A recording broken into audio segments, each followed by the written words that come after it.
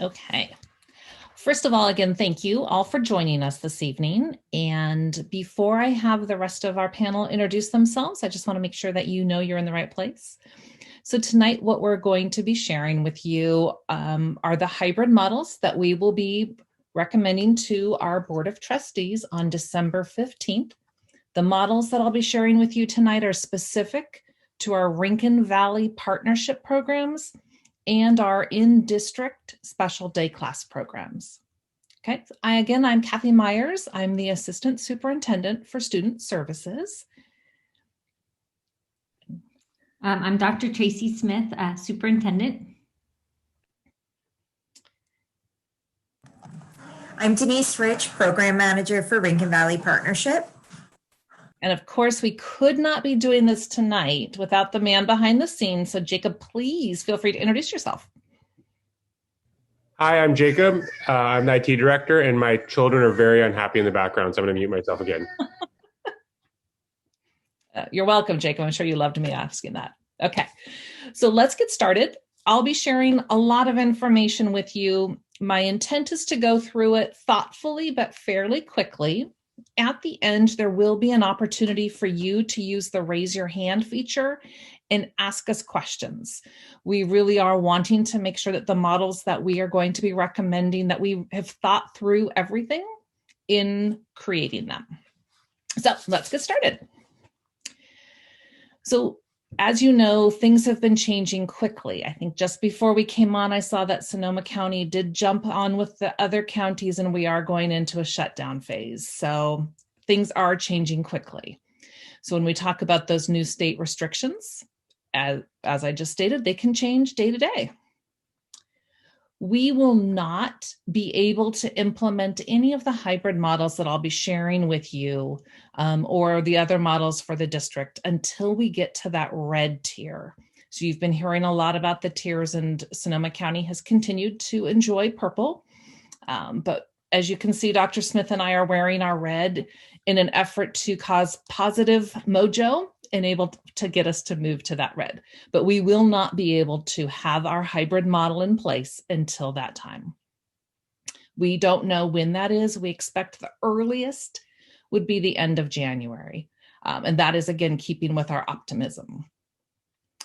How we came up with these hybrid models that I'll be sharing with you came out of an in-person learning task force. This task force was made up of staff throughout the district, representing every school in our district, and parents.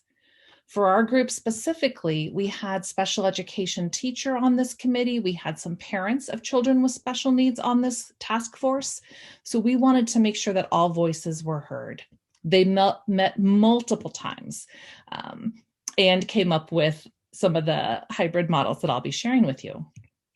The goal was to really try to balance the needs of all of our stakeholders, our students, our parents who are trying to work and help educate their children, our staff who are parents and trying to help educate our children, their children. A lot of variables went into making these recommendations that you'll hear about. The good news we've been hearing about are those vaccines. We don't know exactly when we will be getting them here, but knowing that they are coming gives us hope that we will be getting students safely back onto campus as soon as we can. I know there were lobbying efforts as early as even today to try to get teachers and school staff on that front line in an effort to get kids back to school. Our state budget will definitely be impacting our future plans. We expect to have more information come out in January, and at that point, we will be again sharing any changes, recommendations, and thoughts, especially for the upcoming school year. So the timelines that we've been following, this week has been full of some great parent meetings. We were able to meet on Monday with our 7-8 charter school parents, on Tuesday with transitional kindergarten and kindergarten parents. Yesterday, we held 2 staff forums and a parent forum for our 1st through 6th grade students. Obviously tonight, our parents that have students with special needs. And then next week on Monday, we will have another parent forum that will be done all in Spanish for our families who are more able to access this information as we present it in Spanish. All of this leads up to the recommendations that we will make on December 15th to our school board, which will include the different hybrid models and our health and safety plan. After we have an approved list of models, we will be surveying parents. It will be important for us to finalize or get as close to finalizing as we can who wants their children to stay in a distance learning model and who would like their children to come back to school with our hybrid model. That hybrid model may include cohorts, which we will be looking at our extended care program in order to help create. Keeping those cohorts separate is critical. How we include extended care in supporting our students during the model will be very important for us to look at. And then, of course, planning and communication. We want to be really clear that everyone knows what the expectations are for when we have students on campus, our safety procedures, what parents and staff and students can expect. Okay. Some of the criteria that we looked at in choosing the hybrid models, specifically for the ones I'll presenting today, is we looked at each program. We recognize that the needs of our preschool students is very different than the needs of our 4th, 5th, and 6th graders. So I'll share different models with you that we have looked at in each little group. All of them kept safety as a priority. Safety for students, safety for staff, safety across the board. Ultimately, though, even though I'm sharing these hybrid programs with you, these are the framework. Every student, because their plan is individualized, that IEP team will make the ultimate recommendation for how the hybrid model supports each student. So the first model that we will look at is our preschool model. The key to this one, and I'll share with you in just a second, is the parent consult time. So for the Rincon Valley Partnership Preschool Program, the model that we are looking at is all students would have a check-in in the morning. Then we will have different cohorts of students. If you can think about the classroom being broken into 3 groups, the group that parents have chosen to have stay in distance learning, and then the remainder of students split in half. So our model would have cohort A, the in-person cohort, come in the morning twice a week on Monday and Tuesday. And then on Thursday and Friday, the other half of that in-person group in cohort B would come in the morning. While those groups are there in the morning, the alternate cohorts would be doing asynchronous activities. That would also be a time that our service providers may be providing services to students who are not in person. So for example, on Monday, if your child is in cohort B, that may be the time that they're meeting virtually with the speech pathologist to provide their speech services. Of course, there's the lunch break. And then in the afternoon, the teacher will be doing synchronous work with the cohort that was not in person in the morning and the distance learning cohort. So that time there will be cohort B and distance learning. We'll have that synchronous time on Monday, while the cohort A, the group that was there in the morning in person, would be doing their asynchronous activities. And at the very end of those days, Monday, Tuesday, Thursday, Friday, will be ongoing parent collaboration. We recognize that our preschool parents and all of our parents have had to step up and have done an amazing job in supporting our students. We definitely want to provide them with as much coaching and support as we can. So that is built into this model. Again, as we get to the end of our presentation, if you have questions, feel free to ask them. The next model that we looked at was for the Rincon Valley Partnership kindergarten through 6th grade. This is our primary program. This program, when the teachers met, they really believe that the model should follow the model that our 1st through 6th grade students will be following in the district. So this model looks very similar to what's happening now, where we have distance learning continuing in the morning. You'll see that we still have 3 cohorts, the distance learning cohort, and then the A and B. And A and B are what we're going to call our in-person cohorts. All students, again, are receiving instruction in the morning via distance learning. In the afternoon, the cohorts would take turns coming to campus. So on Monday and Tuesday, cohort A would come to school for in-person instruction. Cohort B and our distance learning cohort would have asynchronous activities on Monday and Tuesday. Wednesday will continue to be that enrichment. There would be a virtual check-in in the morning.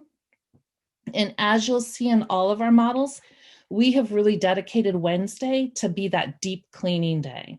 We want to make sure that it's safe as we switch from our A cohorts on Monday and Tuesday to our B cohorts on Thursday and Friday. The next group that looked at a unique hybrid model is our social emotional learning program. We have 3 classes that run under this title, and they range from kindergarten through 6th grade. This program specifically supports our students with emotional and behavioral needs. So the model that was chosen to support these students looks very similar to the preschool model in that we want these students to be here in the morning. So the hybrid model would include them being here after an all group check-in in the morning. And Jacob, I'll have you flip it to the next slide if you don't mind. Thank you so much. All group check-in in the morning. And then we would have cohort A in person on Monday and Tuesday, and then cohort B coming in person on Thursday and Friday. They recognized how important it was for the students to be there in the morning in small groups to really be able to benefit from the counseling that is offered in this program. It's a very counseling-rich program in supporting those emotional and behavioral needs. Then in the afternoon, again, there's time for that synchronous learning for the group that was not in person in the morning. There are all the groups that are doing asynchronous time. So if the group that was there in the morning, group A, in the afternoon during their asynchronous time, will likely be following up and continuing some of the activities that our counselor has created for them. Again, on Wednesday, that's a big focus on enrichment and the deeper cleaning that we have to keep our classrooms and students and staff safe. And the last model that I'll share with you are for our in-district mild to moderate special day classes.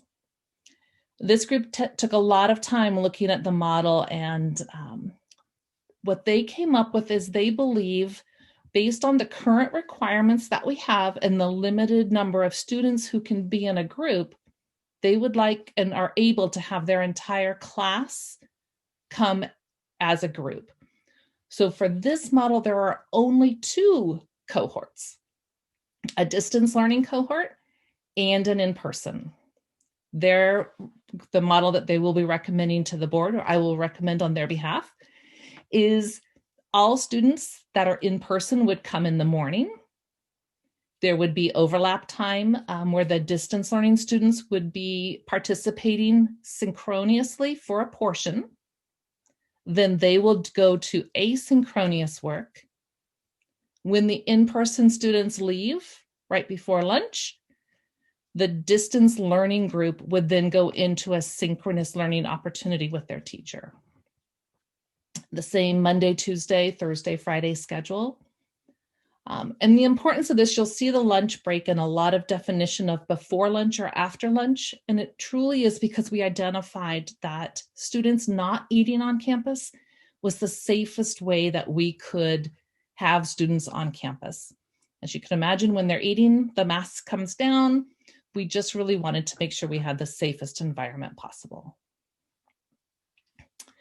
So that is the fourth hybrid model that we have. As you can see, we have a few different ones based on the needs of the students that are in those programs.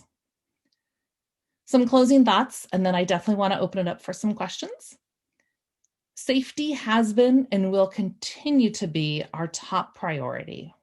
We recognize that not all the decisions we make will be loved and appreciated by all, but the intent behind them is to keep all students safe. Students will be required to wear a mask, and distance learning will continue to be an option for families who either their child has a health condition or they're just not ready to have their child come back into an in-person model. That is okay. Our goal in creating these models was that students would not have to change their teacher. So they will continue to be part of that classroom that they've built those relationships with.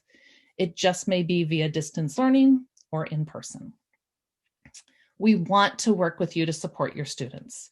So please send us questions. The last slide that I'm going to show you includes how to reach Denise or I, specifically about any of your students' needs. We know that today the answers that we will be able to give you are very general. We will not be able to answer student-specific questions at this point.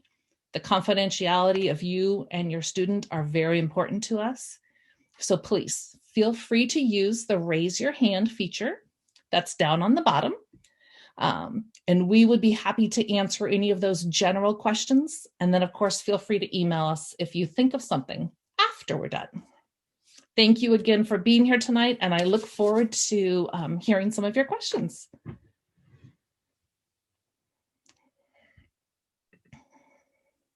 Hi, Rebecca. Hi, I wondered about busing. I missed the first couple minutes, so if you went over that, I missed it. No, and I will say thank you. I think I may have planted you in here to help me with the things I might forget, so thank you, Rebecca. We absolutely will have busing. We are prioritizing the busing that we have because, as you can imagine, it will be important for us that students are able to be transported safely, which means we will have to limit the number of students on a bus or van at any one time. Our students with special needs have the top priority for receiving transportation.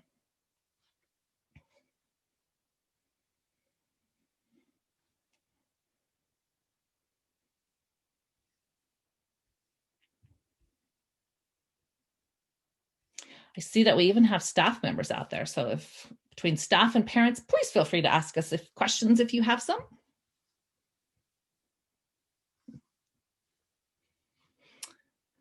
Hi, Carolyn. Hi. I have just one concern about when on any of the hybrid model, when they're going to come to campus in the afternoon. To me, it seems like they're already going to be drained out by, being all like a half day and right after lunch, having done the half of the day on the computer and having to come on campus in the afternoon. So I was wondering if that has been, it might have been discussed already. I was wondering. Yes. So we were very thoughtful and recognizing that it will be tiring for some students. And so the model that we have created for 1st through 6th grade, which our RVP kinder through 6th will also be following, is a model where the majority of the bulk of their curriculum and distance learning will happen in the morning, and the afternoon will be lighter educational and social, emotional, and those relationship building opportunities, so that won't be as academically taxing. And then our district special day classes, like those at Madrone and Spring Creek and Matanzas, the models actually have the students coming in the morning. So we did really think about the need for a morning or afternoon. I think also for our RVP teachers, really important to keep a consistency with what the students are doing. It takes a long time to develop a routine and understand that routine. And we were hoping to be able to keep a lot of the routine in place and then use that afternoon time for social emotional content, and then also targeting some IEP goals that are challenging to do distance wise. But it was definitely a consideration because we know the kids are fresh in the morning. But really, we really felt that consistency across the board would be important for the students. Hi, Diana. Hello. I had a question. If you are on a site that's not Rincon Valley and the models were to happen, do we have to wait for those districts to also be bringing their students back to campus? Great question. At this time, no. Once we have the models identified, we will be working directly with the Rincon Valley partnership districts to make sure that the health and safety protocols that we have can be implemented there. It is our intent to have all students, Rincon Valley partnership, all start at the same time, even if the district or the school that they're on does not have students at that time.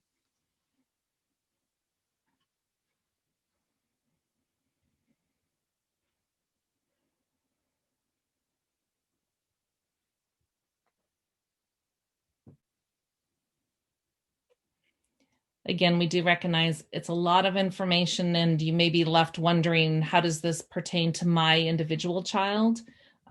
So definitely feel free. You can reach out to your child's teacher. You can reach out to Denise or I. Our teachers have been a key, and specialists have been a key part of the process in identifying and choosing these models. So they will be able to very likely answer your questions.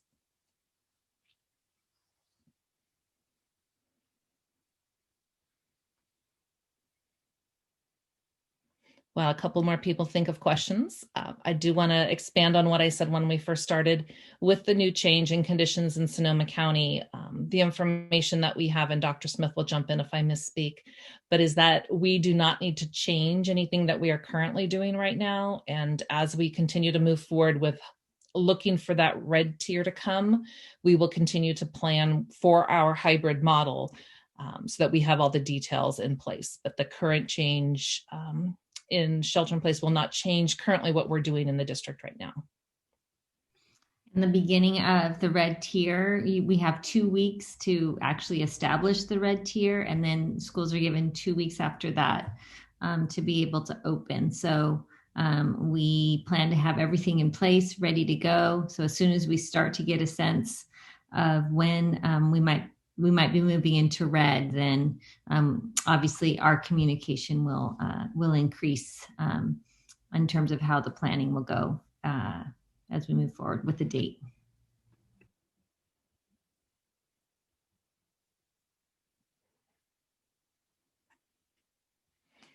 Hi, Teresa. Hi, Kathy. I have a question. A lot of the students may have special needs, such as sensory needs, that make it challenging to wear a mask. And I know you said that the students would have to be masked, but if a family had a medical exemption or something, would they still be required to wear a mask to attend? Great question. We are the kind of district line, our line, safety line is that everyone, staff and students, will need to wear a mask. If we have a staff member or a student who comes with a medical exemption or medical reason, we will have a team, which includes one of our district nurses, meet with that parent to review the doctor's order and recommendations so that we can really understand what the limitations are and identify if there's an alternative. Would a face shield work? Would some other form work? Because it is important that we keep our other students and our staff safe. And we want to be thoughtful that we know that every student has a different need. Thank you, Teresa.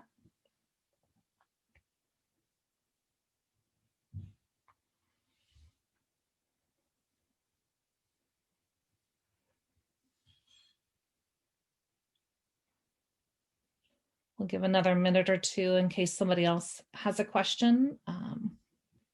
Again, please feel free to reach out to us if you've heard something tonight that triggered a question or concern. We want to make sure that we're able to respond.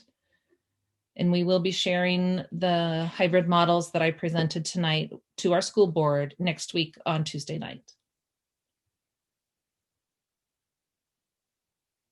So we'll give another minute for any other questions.